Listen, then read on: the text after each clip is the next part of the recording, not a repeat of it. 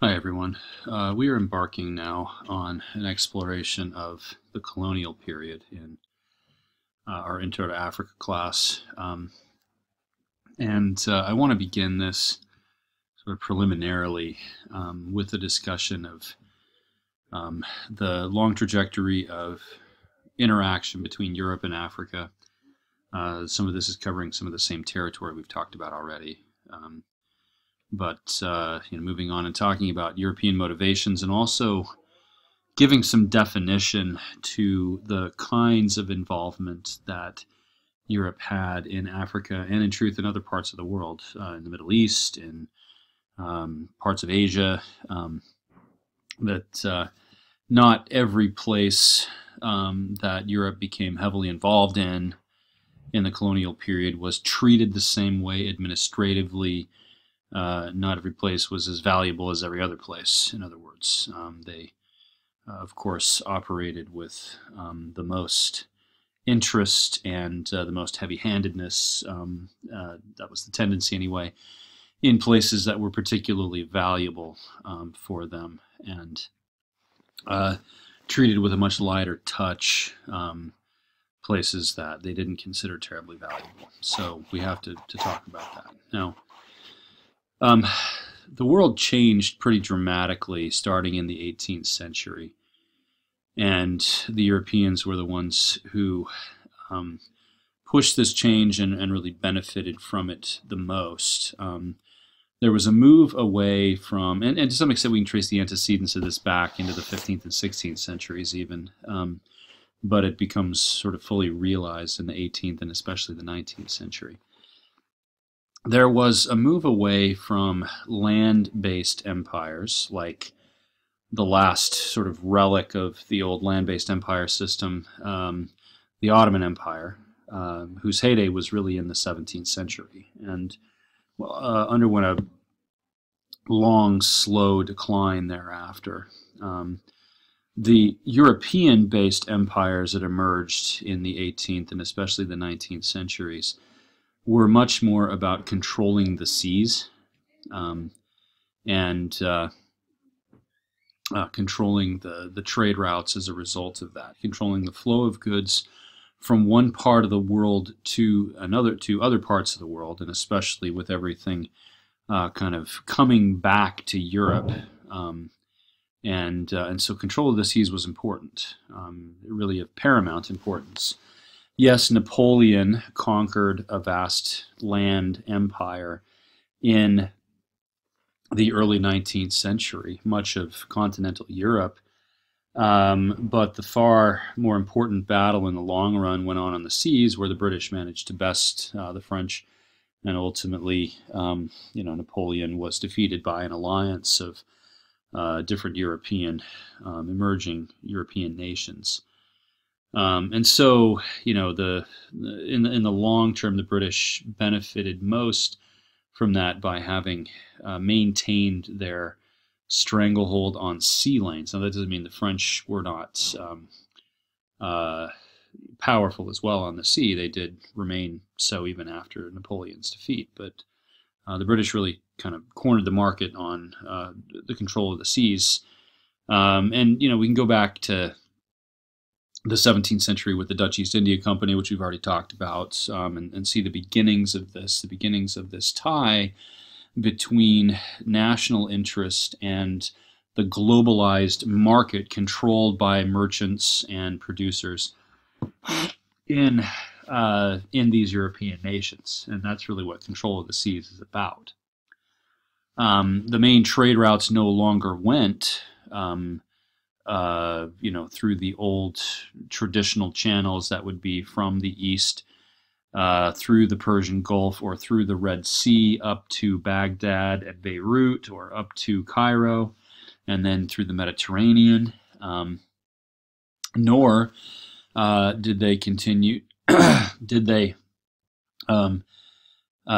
continue to be in the hands of the Spanish and Portuguese, who in the 16th and 17th centuries had controlled the sea lanes coming, running between the New World and the Old World. The Dutch, and then the French, or the English and French, were the ones who really eclipsed everyone else in all of this. Why was it important to control the seas? Well, the increasingly globalized markets had a relationship between, well, let me back up for a second here. Our points are, as you see on the slide here, raw materials and captive markets. Okay. And these are really the two key concepts in the creation of a Europe-dominated, globalized trading network that ran mostly via the sea. Raw materials came, of course, from all over the world, but some raw materials became particularly valuable in this period, in the 18th and 19th centuries, particularly cotton. Cotton is, I mean, I hesitate to say, but I think it's almost true, almost the perfect textile. It's lighter, certainly, than wool, much softer. It's breathable. You know, I personally wear mostly cotton clothing. That's probably true for a lot of people.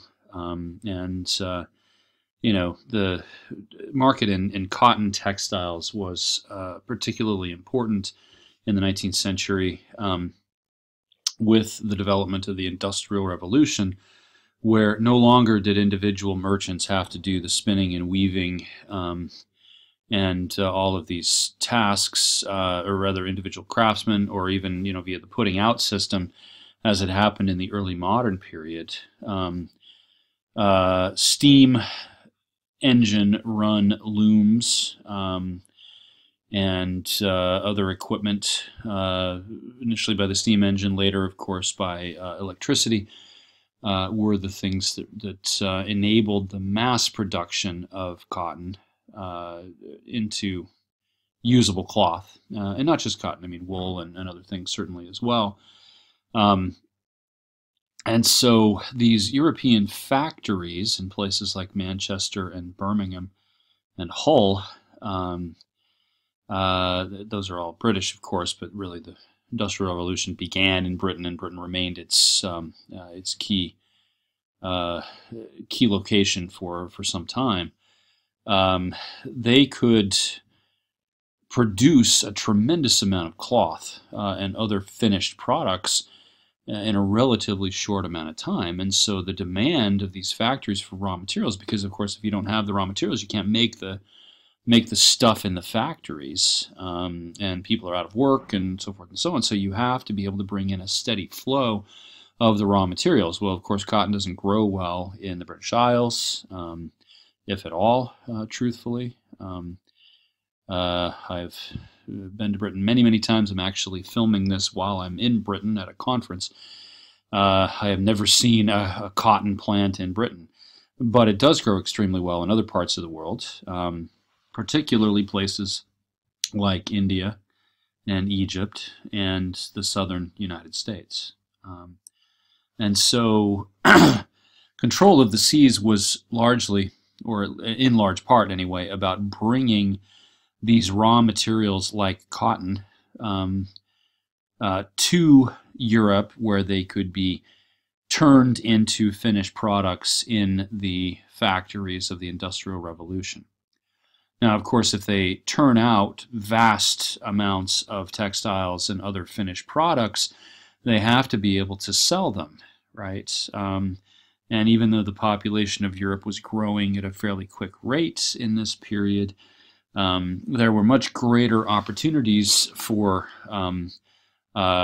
distributing these products if Europe came to control other parts of the world, especially if they could force those places to become captive markets.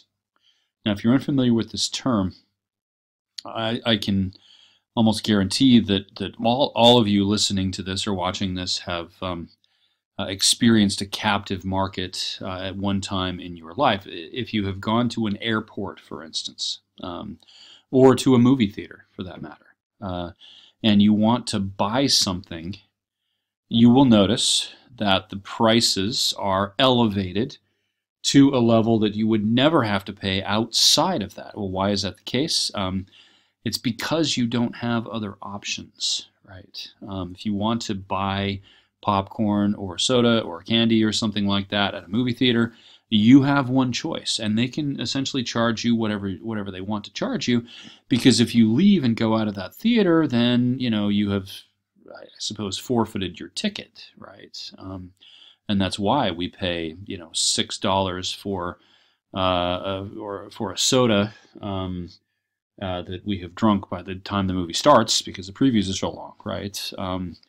And so that is a captive market. You're going to pay more for a hamburger at McDonald's in an airport than you would at a McDonald's that is outside of the airport, though maybe even right next to the airport, where you can drive a car to. And so that's a captive market, right? Well, Europe wanted captive markets because it produced all of these finished products. They wanted to be able to send these to places where there would be no other options, or very few other options, where the people in those places controlled by Europe would have to buy the products that Europe produced, which were often made from the raw materials that were produced in these same places, right? So, India was called the crown jewel of the British Empire, for instance. Is not a class on South Asia, but India is a good example here. India produced mass amounts of cotton and lots of other raw materials.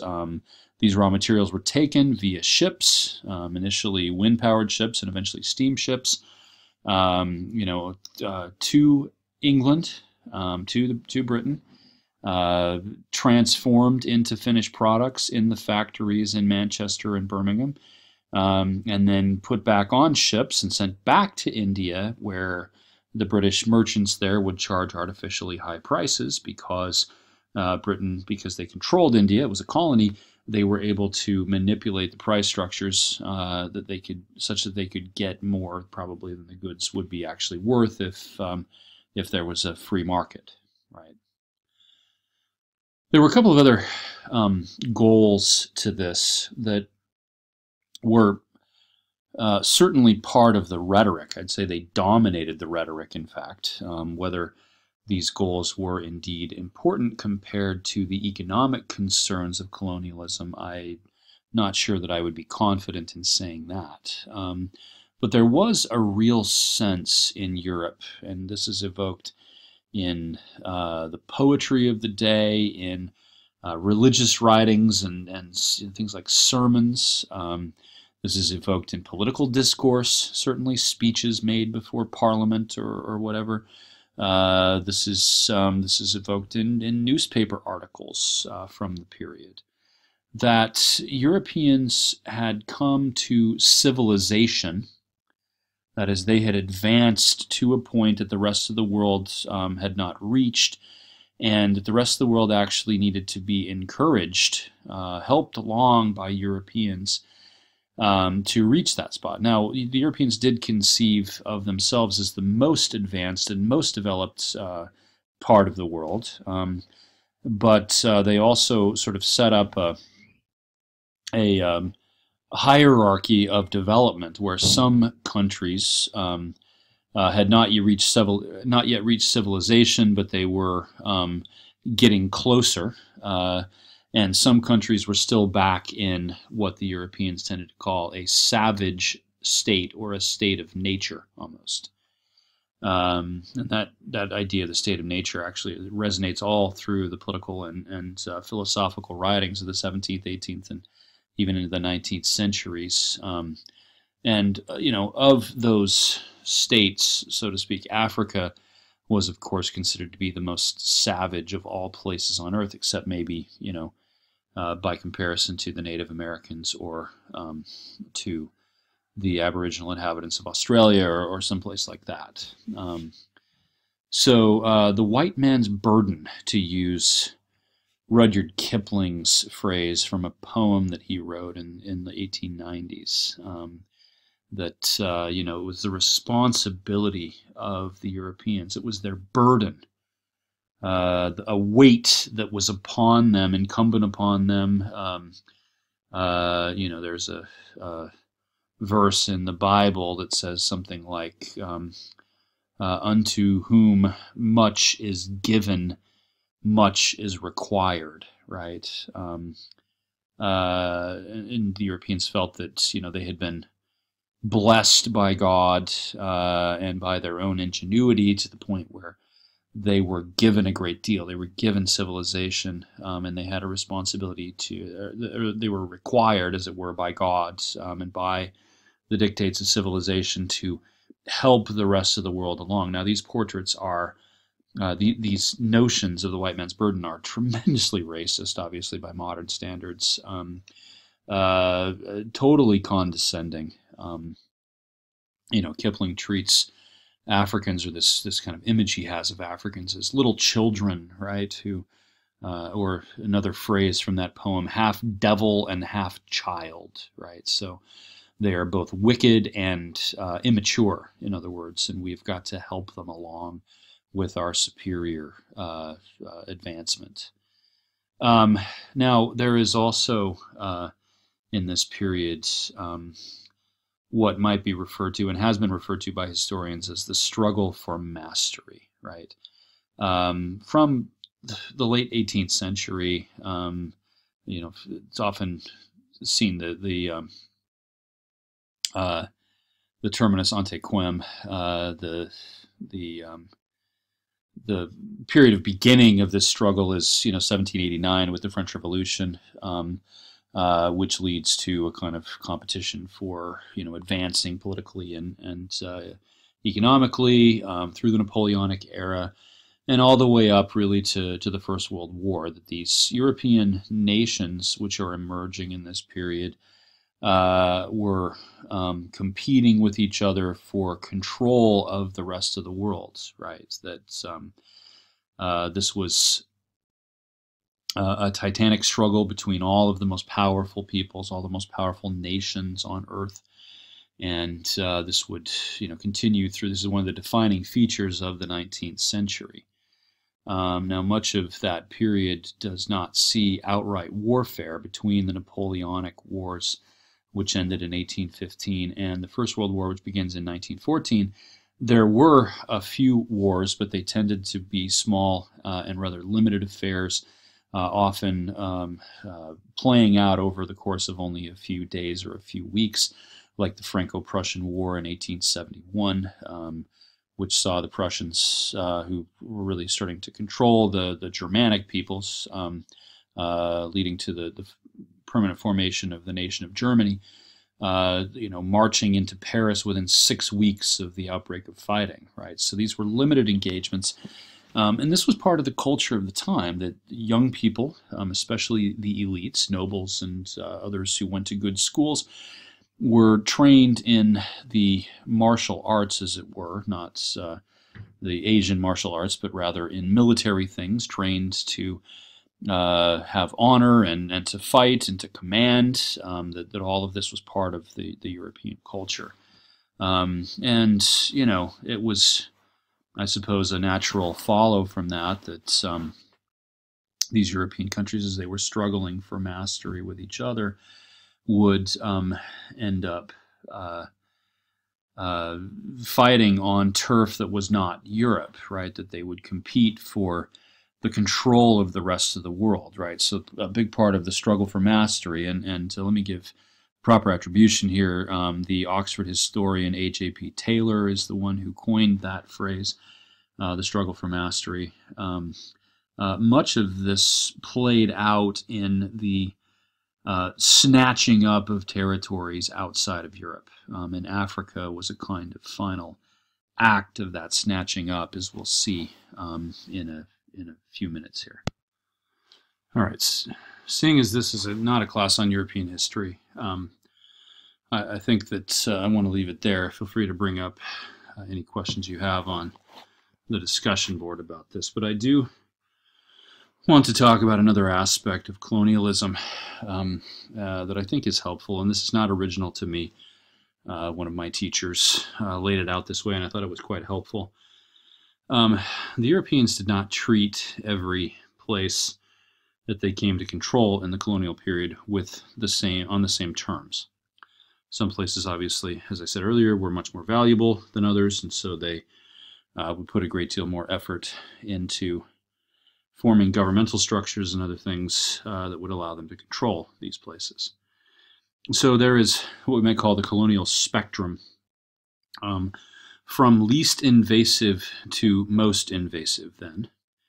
The least invasive form of colonial control, European control, is what we might call a sphere of influence. This is where they just had some presence, not necessarily with any kind of governmental officials or military or police or anything on the ground, but rather often agreements with local leaders, perhaps a few people stationed in key locations. These tend to be in places where they had limited interests but still important interests, like shipping ports, for instance, right? So the Suez Canal is completed in 1869, and one of the most important spots was the Horn of Africa and southern Arabia.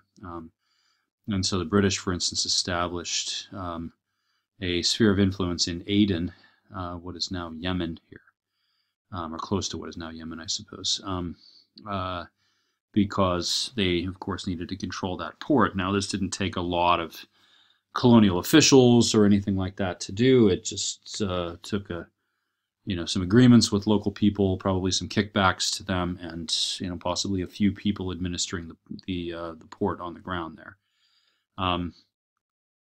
So a lot of Africa actually spends time as a sphere of influence, though often that's a step toward a more invasive kind of colonial situation. The second one, second most invasive, or second least invasive, I should say, is what was called a protectorate. There are a number of these in Africa. The quintessential example kind of is Egypt, but there were several of these in southern Africa.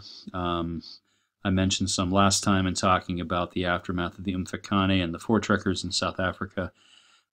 Swaziland and Basutoland and Bechuanaland, for instance, became protectorates.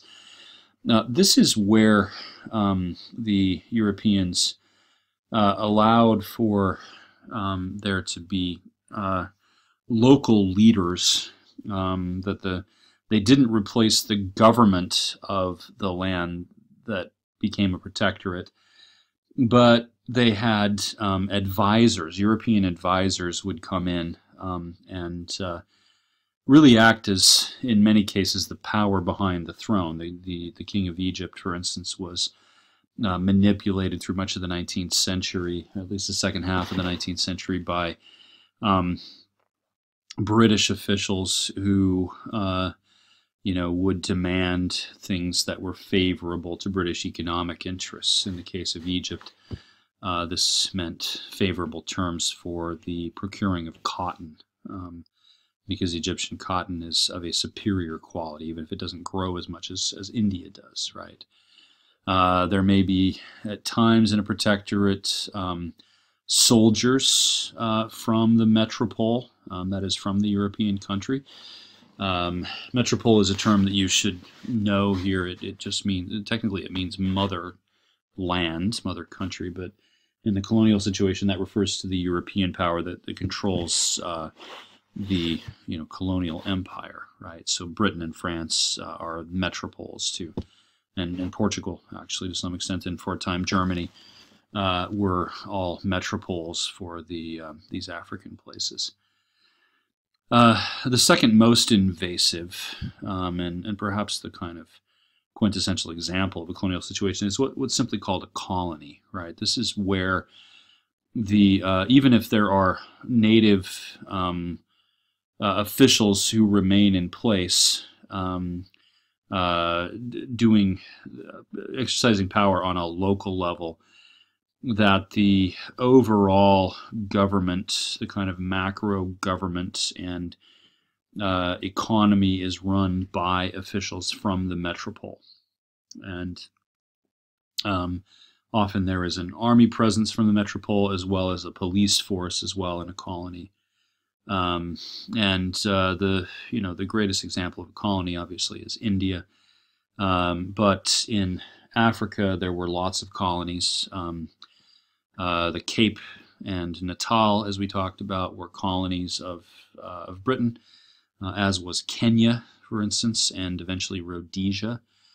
There were French colonies like Senegal, and so these were places again where there were colonial officials operating from Britain or France or Portugal in the case of Portuguese Angola and Mozambique,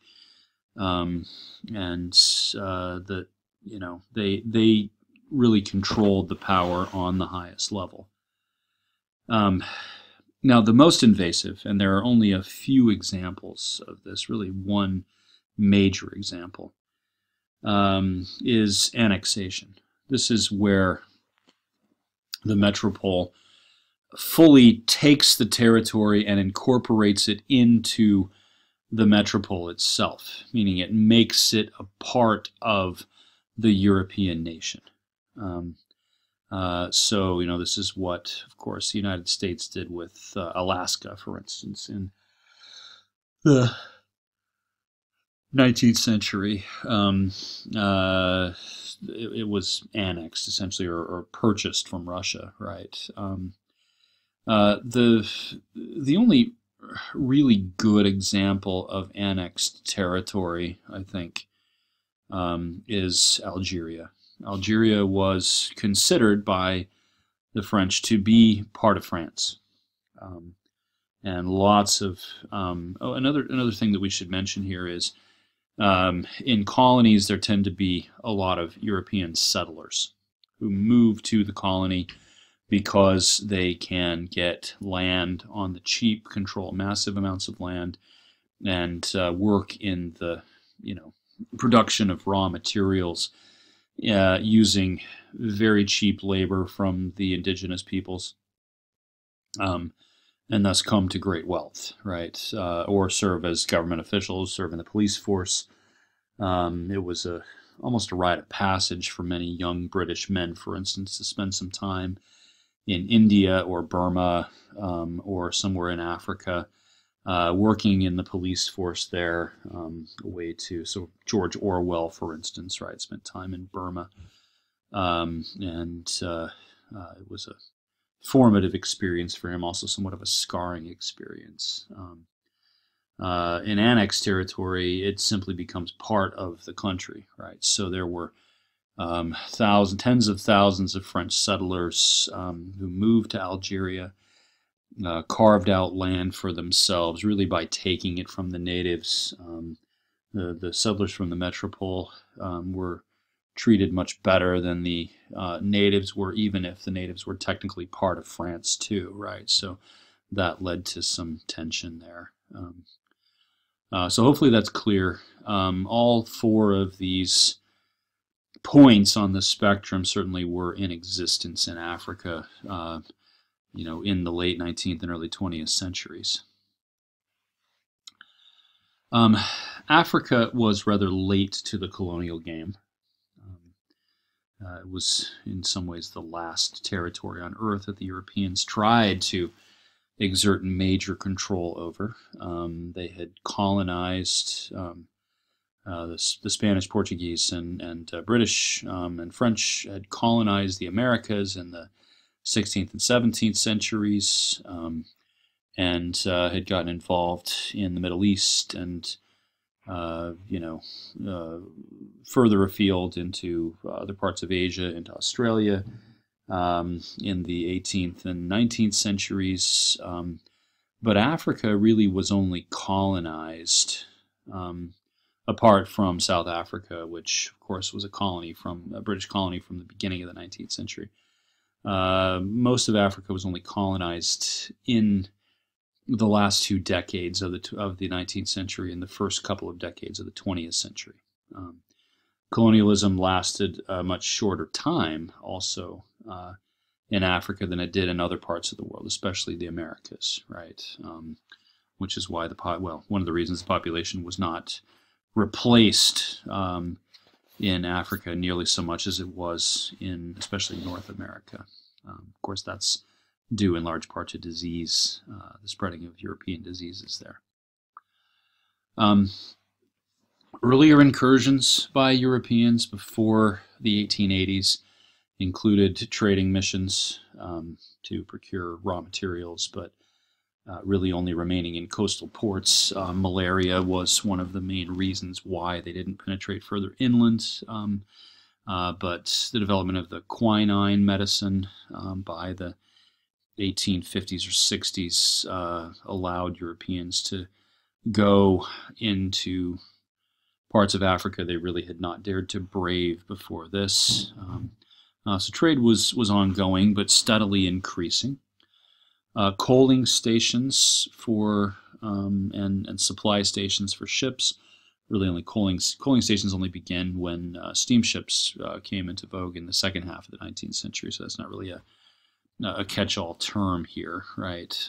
Missionaries and adventurers, and these were often celebrities.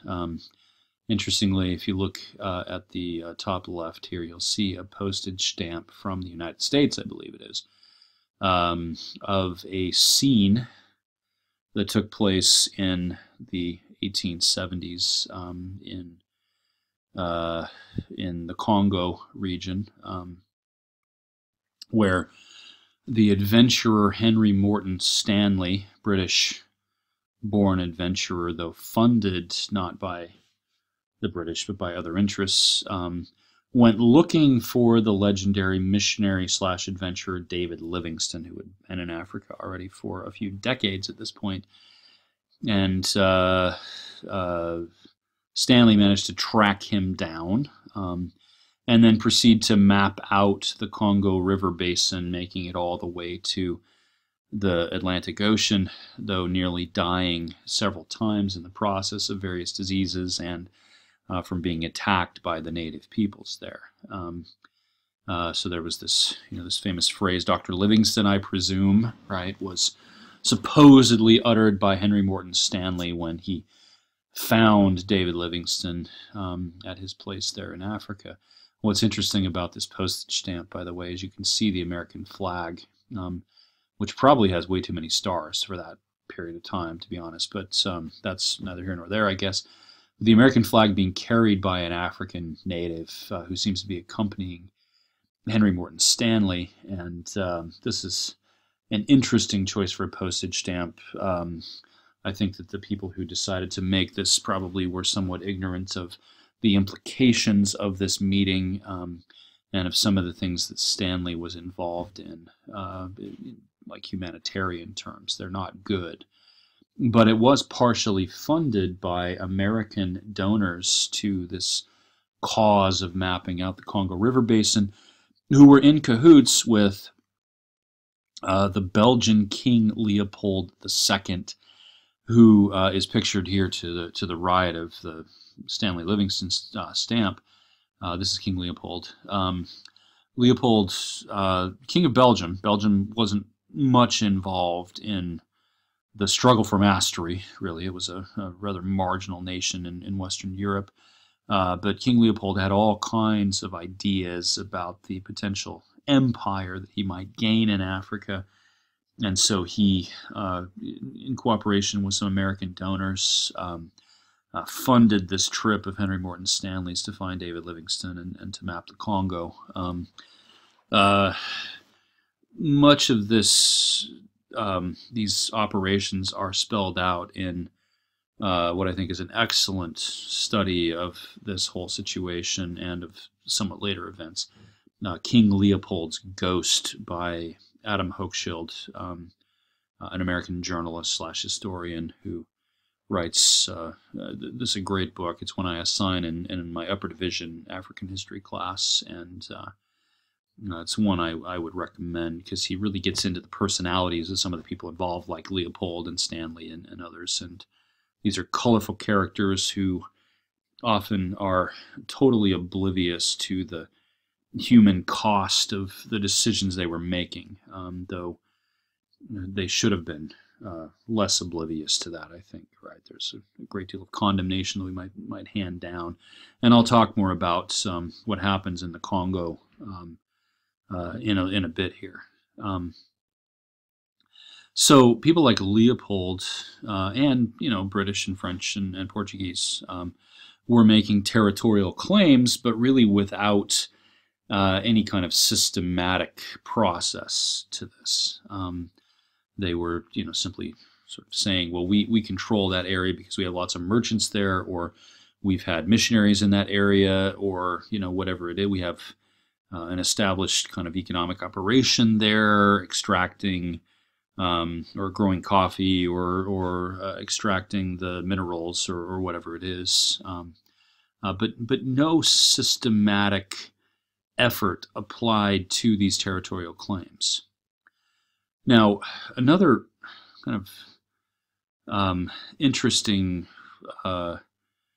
aspect to what Europeans were doing previous to the 1880s was that the creation of empires was seen as a necessary step to revitalize these nations, or to add strength to a newly emergent nation. And so Germany became a nation really only in the 1860s and 70s under the leadership of Otto von Bismarck, who was shown here in the bottom left with a white hat and a cane and a large walrus mustache, right? This is Bismarck, one of the giants of the European 19th century, the one responsible really for the unification of Germany. And even though Bismarck wasn't much interested in empire, in owning lands in other parts of the world, he did see this as a step to create a stronger Germany. And the one who was really interested actually was the emperor, the Kaiser. And so Bismarck kind of went along with that to some extent, but he did see the utility in it. This is even more the case, I think, for the French, for instance, in the 1870s. After losing the Franco-Prussian War, really being humiliated by the Prussians, the French underwent a long period of national mourning where they were trying to understand how they had become so weak. From the glory days of Napoleon to this humiliation at the hands of the Prussians, who really weren't even a nation at this point. And so, the French, there were a lot of cultural responses to this. If you've ever been to Paris, or you ever go to Paris, the church called Sacré-Cœur, built on Montmartre in the northern part of Paris, one of the great landmarks of that city, was built in the aftermath of the Franco-Prussian War as a way to kind of atone, before God for the sins of the people of France, such that God had withdrawn favor from them in the Franco-Prussian War, right? It was around the same time that they really began to, with real intent, to snatch up colonies, to make these permanent situations, and all of that, to revitalize the nation. And some of this is just simple European competition, right? That they'd already begun to kind of race against each other for economic and political supremacy, elbowing each other out of the way, though in a somewhat civilized fashion at this point, for the most part. Now, that's all rather haphazard and piecemeal. The colonization of Africa did not happen in any systematic fashion until a meeting occurred in 1885, called by Bismarck. I've often seen Leopold here as kind of the lapdog of Bismarck, or maybe in those old cartoons where you have a little dog who is, running around with a big dog and saying, what are we going to do today, Spike? Huh? Old boy, we're best friends, huh, Spike? Right? And occasionally Spike just gets angry with this dog who's yapping around him and says, shut up, right? And slaps him or something. And then the little dog jumps right back up and is immediately, back to being excited about being with Spike, right? Well, I kind of see Leopold as the little dog to Bismarck's Spike here. Leopold worms his way into being involved in this conference, into staking some claims. Bismarck, it's a symbol of the growing strength of Germany that Bismarck called this conference as an announcement for, that they were going to make decisions about what was going to happen in Africa. And the British and French, were, I suppose, invited, but they were not the ones to organize this, even though they, up to this point, had had the lion's share of the land claims in Africa. And so all of these countries got together in Berlin in 1885 and essentially took out a map of Africa and started to draw lines on it. And the Germans said, we're going to claim this territory, this territory, this territory, this territory, and this territory, some of which had already kind of been, the British or French had been involved in those places. And, the response of the British and French was to then say, well, we already have historical claims in some of these places, and, the lines they drew often corresponded with things like degrees of latitude or whatever, had absolutely no appreciation for or understanding of any kind of existing boundaries in Africa itself among the native peoples, right? And so these lines they drew cut across boundaries in ways that would lead to really kind of disastrous consequences in the long run. No one really claimed the rainforest region of Africa, except for, on the basis of having funded this expedition by Henry Morton Stanley, Leopold II of Belgium. And so he said, he took out a pen or a pencil or whatever and said, I am claiming all of this rainforest. And the French then said, well, no, you can't have that because we have claims in that area too. And so they cut it down, especially claiming the area just to the north and most of the coastland, actually. And the Portuguese also had some claims to the south of that. This honestly is why the Congo looks like it does, with only a tiny outlet to the sea and a vast, almost landlocked country inside. That was the claim that Leopold II of Belgium made. Now, Bismarck was able to exploit the tension between the British and French, who were at odds with each other in Africa at this point, and this is how he was able to stake some of his claims, right? Bismarck really sort of played both of them like a fiddle, and emerged arguably in the strongest position, at least in terms of rhetoric and appearance, right? So that's the carving up of Africa on paper. What proceeded from that was a rather haphazard but steady progression of partition on the ground, where now that the lines were drawn, these European powers sent people, soldiers, police forces, other merchants, more missionaries, colonial officials, basically the entire apparatus of the colonial, of the imperial European state in this time period, into Africa to put that theoretical partition into practice, right? And just as to give you a sense of who claimed what, Germany laid claim to Tanzania, or Tanganyika as it was known at that point, also to Togo in West Africa, to Southwest Africa, or what is now Namibia, the land, mostly desert land north of the Cape Colony, and Cameroon, and also, by the way, Rwanda and Burundi, at least initially. Britain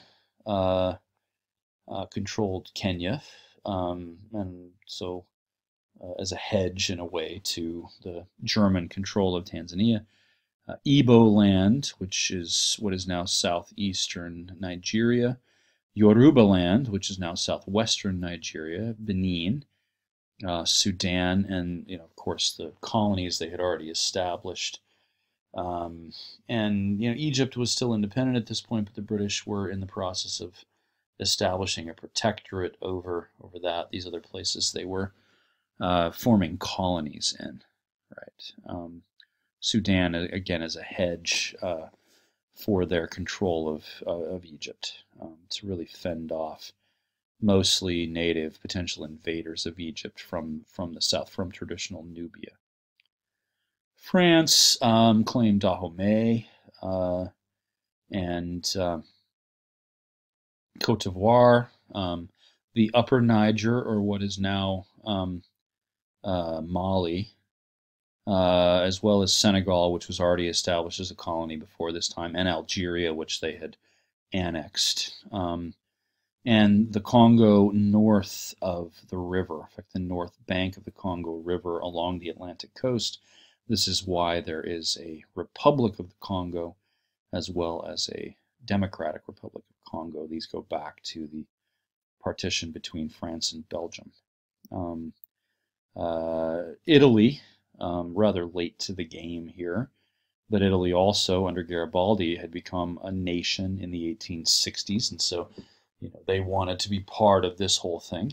They laid claim to Libya, which they made historical claims to, that this had been part of the Roman Empire and had been an important site for classical settlement, the city of Cyrene, the ancient Greek colony there, Cyrenaica now.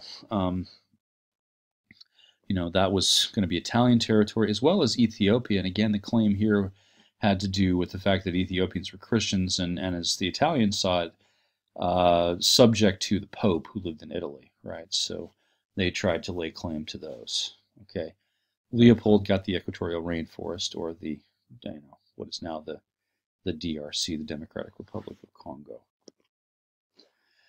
African responses, and this is really just laying out some of the basics here. How did Africans respond to this, and what was their relationship with the Europeans, during and after this partition? Well, your Africans are usually lumped together in one of two camps, that is, as resistors or as negotiators.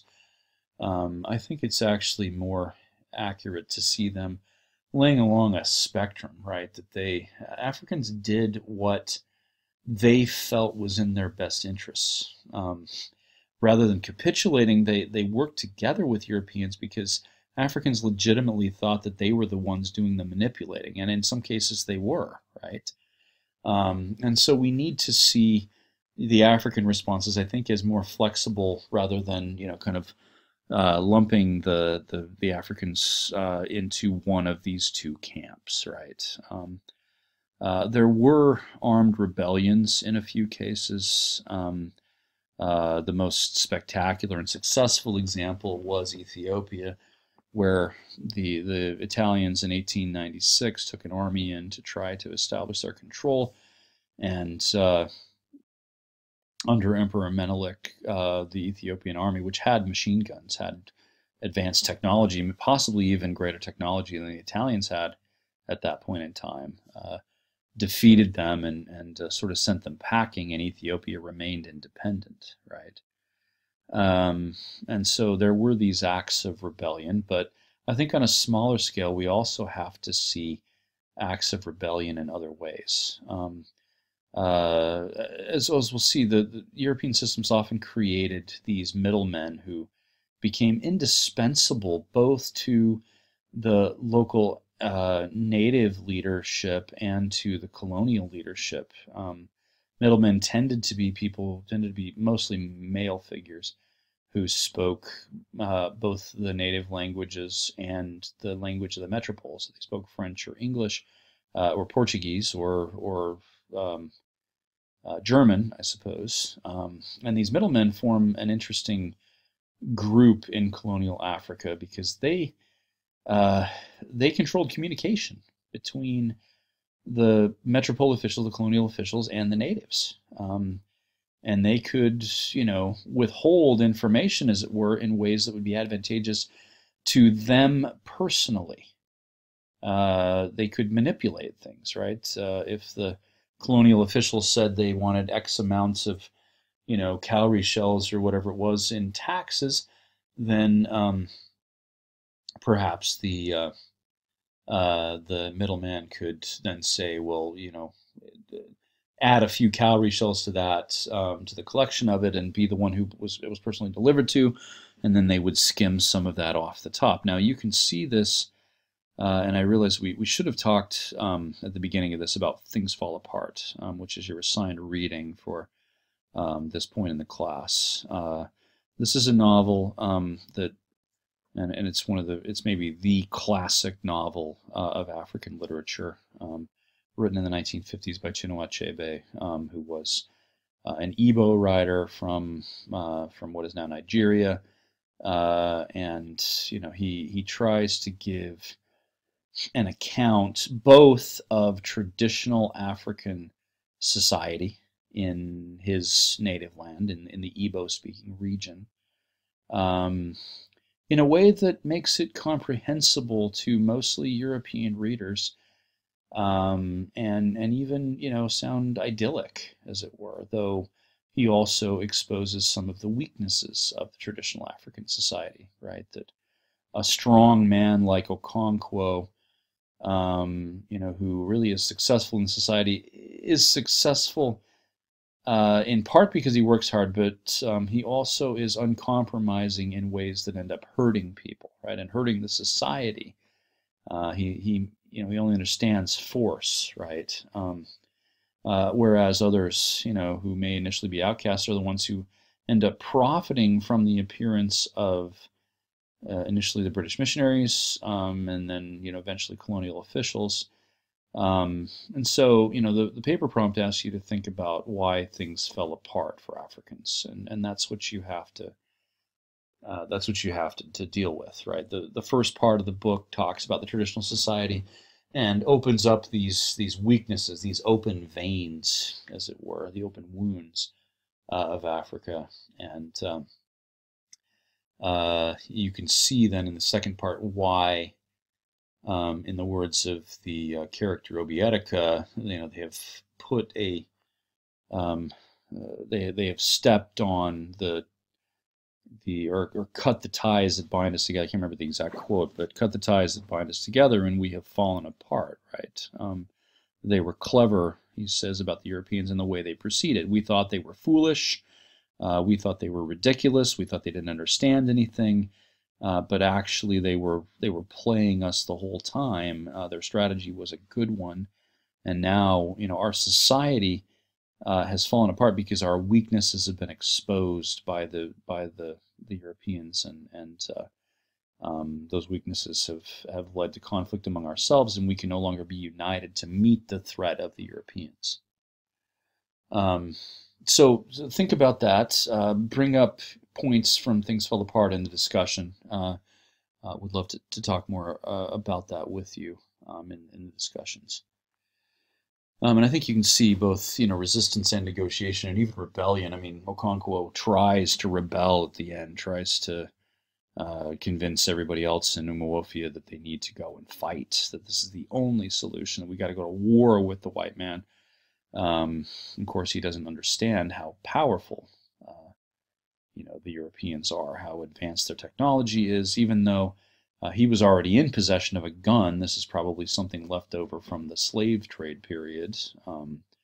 But so it's not just guns; it's the whole apparatus that the Europeans are bringing in that Okonkwo doesn't comprehend, and he thinks that, okay, we're going to kill these few people and then we'll be free of them forever. He doesn't see what else lies behind this whole effort to, in the words of Reverend Brown, Reverend Smith, I guess it is, the second Reverend. No, it's not him either. It's the colonial official. They're trying to pacify the primitive tribes of the Lower Niger, right? In the title of his book. So, and that's, that's what happened in some cases, certainly with rebellion, that, was swept away because the Europeans simply had superior infrastructure, superior technology, especially military technology. Um, Now, what did the colonial officials, the colonial apparatus, demand of Africans? Well, a few things. For one, it demanded taxation, right? This is the most basic requirement, that the Africans have to pay taxes. These could be paid in kind in some cases, or with the introduction of currency systems, it could be paid in money, but taxes were of vital importance. They had to labor. There were laws decreed by the colonial governments that labor for natives was mandatory, especially on public works projects like the building of railroads or shipping systems or ports or roads, other things. But sometimes also in private interests, as European settlers came into Africa, they would carve out, snatch up land for themselves, have huge, in some cases, huge plantations in places like Kenya.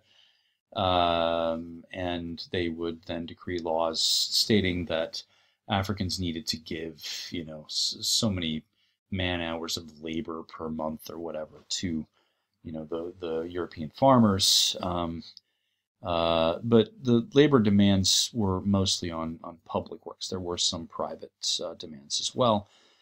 And then the third one is justice, right? And some of this goes back to the European movements to abolish slavery. But they set up a judicial system with judges and courts and, the whole apparatus of justice. And this actually is something that you see in Things Fall Apart at the end, where, one of the messengers has been killed by Okonkwo, and they have to go and actually, no, they were beaten, or no, it was the church was burned, right? Yeah, that's what it was initially, and so they have to send representatives to the Court of Justice to answer for these things, and not much justice is served, as it were, that they are taken and beaten and tortured and eventually released to their families. But that's a glimpse at the judicial system. And the main concerns that Europeans had with justice in Africa was that they were trying to get these African peoples, back to the whole white man's burden thing, to behave like Europeans, to have the rule of law, not to enslave each other, not to kill each other or arbitrarily or steal from each other. They want to bring European style laws and European style justice to this backward, savage place, right? So this was, the reality on the ground from the rhetoric that was used to justify their involvement in Africa. In some places, Europeans exerted direct rule over the natives. But more common, meaning they removed all local and regional authorities and tried to govern them directly, even on the local level. But this took a lot of manpower, a lot of effort. And so the innovator here was a guy named Frederick Lugard, who was pictured here in the 1930s, in the middle of a bunch of African chiefs with a couple of other British men standing there as well, visiting the London Zoo, right? And this is, I think, a picture that really captures colonialism. Lugard decided that the British would be best served, and others imitated this, the French imitated it, and others, that the British would be best served by co-opting the local authorities. Now, the problem here is that they didn't necessarily understand, in fact, not even necessarily, they didn't make much effort to understand the way that power was actually wielded in Africa when they did this. They assumed that the chief, for instance, was a supreme authority, that everyone would listen to the chief. Well, actually, as we've talked about, political power in Africa was about power over people. It was about creating incentives. It was about networks, relationships, kinship. And so chiefs didn't necessarily have the kind of power that the Europeans envisioned them having. But they assumed that, right? And so they co-opted the local chiefs and gave them incentives to work with the Europeans. Gave them a kickback of some of the, the money that they got from the obtaining of raw materials and such. Gave them built, nice houses for them. Gave them gifts of clothing and jewelry and other fine goods. Took them on trips to Europe to see the London Zoo, like here in 1934, and so forth and so on, right? So chiefs became essentially colonial administrators. That rather than, work with the people directly, like the Belgians tried to do in the Congo, for instance, the British opted for this indirect rule. So you have in these British colonies a colonial official in some kind of capital, with a bit of a bureaucracy from the metropole, and certainly with the police and the military controlled by the metropole. But actually, in the locales, out in the outside of the capital cities, for instance, you would have chiefs who were essentially government officials who were paid by the colonial government, to exercise power there. And in this case, in indirect rule, the middlemen often become the ones who really wield the power because, again, they control the communication, right? Now, there is a great deal of historical revisionism that goes into the creation of the indirect rule systems.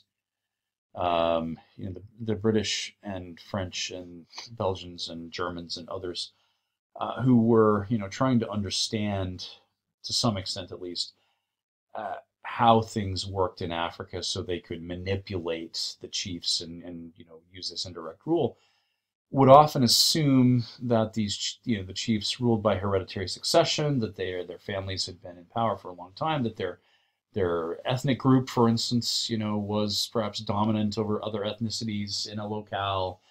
And the Europeans constructed a history that went along with the system that they created, right? Most of it was rubbish. Most of it was absolute untruth.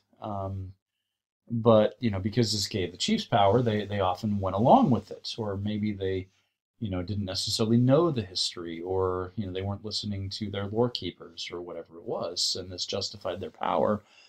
And the reason I bring this up is that this European manipulated or European created revised history would come to form a key part of the identity of many Africans. That they would think of themselves in historical terms according to the way that Europeans told them their history was laid out, right? That people, Rwanda is a really good case, right? This is where Hutu and Tutsi, the ethnic identities began to take shape. Is that the Belgians said, the Germans and then the Belgians said, well, the Tutsis are a natural elite. They probably didn't even come from this region. They probably came from Egypt because they're lighter skinned, they're taller, they have different physical features, as they saw it anyway. And so they are this, natural, more European-like elite who have probably been here for hundreds, if not thousands of years. And, so we can work with these people. Well, the Tutsi then, and this justified why they were in positions of power. This also came to form a big part of the identity of the Hutu peoples because they felt, the grievance that came from this, that they have been exploited by the Tutsi. Now that, this is the beginning of the ethnic tension that will grow over time and culminate in the Rwandan genocide. So, I mean, there's a lot to this, and I hope that you begin to understand the implications of indirect rule. Now, direct rule often led to the greatest brutality, right? In the Congo, Leopold, and you have to understand, Leopold did not claim the Congo for Belgium. He claimed it for himself.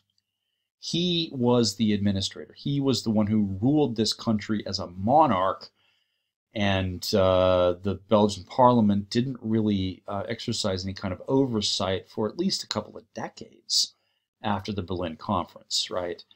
And this led to some of the worst humanitarian disasters, some of the worst atrocities ever committed in Africa.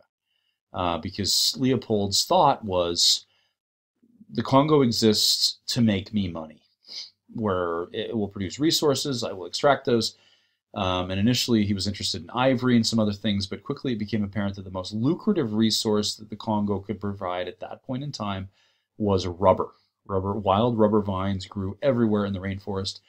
And so he created a police force, which really had no oversight by him or anyone, tasked with extracting rubber by whatever means necessary, called the Force Publique. And these tended to be co-opted native Africans who did most of the muscle work with some Belgian overseers. But the Force Publique would go into these villages in the rainforest and tell people that they needed to gather rubber, right? You need to go and get these vines, and rubber is a sap, but it has to be hardened, and so the way that they tended to harden it was to smear it on their bodies, which had to be tremendously painful, especially when it was removed, and the hair and skin and other things come with it, right? So it's already kind of a brutal thing. But they would, in some cases, many cases, hold people hostage in these villages until they had collected a certain quota of rubber. And as Leopold saw it, as he saw the amount of rubber collected, he said, well, if they collected that much, surely they can collect twice as much. And so they kept upping these rubber quotas. Well, the problem was that these were being gathered mostly from wild vines. And as soon as you cut the wild vine to extract the rubber, then the vine dies. And so it became more and more difficult to obtain rubber. Well, Leopold and the other, colonial officials had no idea. They didn't care about that. They simply said the natives are being lazy, and they gave the Force Publique, this police force, permission to take even more brutal measures to extract the rubber from people, holding women and children hostage, even setting times where they would start to kill people if the rubber wasn't gathered by that point. And as they had to collect a certain, if the rubber didn't come and didn't meet the quotas, then they were told they needed to kill the people, a certain number of people for however much the rubber fell short of quota. The way the Force Publique tended to do this was they killed a lot of people, but they would cut off the hand of these villagers and take these hands back, because that meant, they could go back to that same village and exploit them again and potentially cut the other hand off if they, rather than kill them. They kept them alive, but losing their hands, right? So there are all of these horrible pictures of from the Congo in the 1890s of people, without a hand because they've lost it in the brutal measures taken in the rubber collection, right? So again, King Leopold's Ghost by Adam Hochschild, great book, highly recommended. Last few points here. This lecture is running quite long. The economy of Africa, right, certainly grew partly because of the building of an infrastructure, roads and railways and shipping lines along rivers. But on the other hand, all of this transportation system was designed to extract the materials from the Africans and to take it to a port where it could be shipped to Europe. There was nothing in this design that would actually benefit the native peoples, right? Um, and moreover, they simply, in planning the infrastructure, would draw lines and say, we're going to build the railroad here, and without comprehending if the railway line was going to run right through a village, for instance. And so there are lots of examples of villages being just bulldozed by Europeans in this period to make way for the railroad, with the natives being compensated not at all for this, and essentially forced off of their land, out of their homes, and everything like that. And so the other thing that happened here, with the demands for labor and the building of this infrastructure, the Europeans demanded that Africans grow cash crops, or in some cases harvest things like wild rubber, right? Well, this left them no time, of course, to farm food. And Africans, often faced horrible humanitarian crises. It's thought that during the 20 or so years that King Leopold ruled Belgium, that maybe 10 million Congolese people died, mostly of starvation and diseases attendant thereon, because they were forced to collect rubber so frequently, and they didn't have any energy or time left over to grow or gather food for themselves. And so the Europeans would then justify this by saying, okay, we're going to bring food in for these people who have to work on these cash crop plantations growing coffee or sugar, or eventually rubber plantations, or whatever it is. And these people were not growing the foods they were accustomed to eating, and the Europeans brought in things like canned goods and dried goods that were processed in Europe, often leading them to adopt diets they were not accustomed to, that were devoid of much of the nutrition that they had gotten from eating the things that grew natively.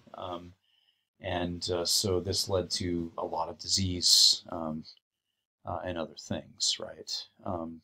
So we see the collapse of traditional trade. The Europeans were supplying now in the captive markets all of the finished products, especially things like metalwork, right? So the traditional craftsmen, the blacksmiths and others, were out of a job. In some cases, they were able to innovate and do other things, but this was totally disruptive to the way the natives operated, both politically and economically. Moreover, for all of the rhetoric about trying to pull Africa out of savagery, and the great mark of savagery, of course, was that these peoples enslaved each other, the Europeans were really quite ambivalent about slavery, right? Still a lot of rhetoric about trying to do away with slavery, but not only did Europeans often impose what amounted to slave labor conditions on Africans, they also allowed for native Africans who were producing the raw materials to enslave other peoples, to have slave labor involved in that, right? So there was, as a result of the creation of this infrastructure, a lot of labor migration. This is an important process that begins in the last part of the 19th century, continues all the way through the 20th century to the 21st century, that people moved for work, right? They moved because the railroad was nowhere close to their home village, and there was really no opportunity to trade in any lucrative way, and so they moved to another place. In general, the impact was pretty disastrous for the native Africans. Demographically, Africa declined in this period, despite the introduction, perhaps, of European medicine in some places. There were massive outbreaks of disease because of the destruction of the traditional ecology.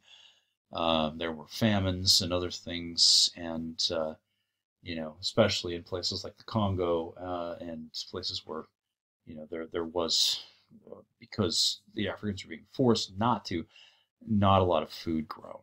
Okay, so that was a lot of information.